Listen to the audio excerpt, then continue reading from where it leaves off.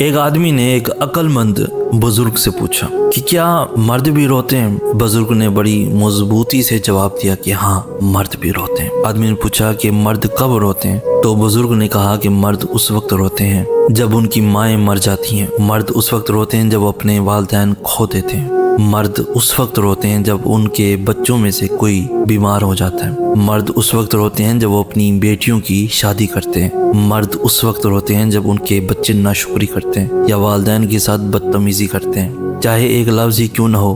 مرد قہر، بے بسی، تنگی اور ناکامی کے وقت روتے ہیں۔ مرد اس وقت روتے ہیں جب وہ اپنے بچے کی ضرورتیں پوری کرنے میں ناکام ہو جاتے ہیں، چاہے وہ ایک نوالا یا ایک چھوٹی سی خواہش ہی کیوں نہ ہو۔ مرد اپنے وطن سے دوری اور پیاروں کی جدائی پر بھی روتے ہیں، لیکن مرد روتے کہاں ہیں؟ وہ اندھیروں میں روتے ہیں، بارشوں کے نیچے روتے ہیں اور اپنے تکیوں پر روتے ہیں۔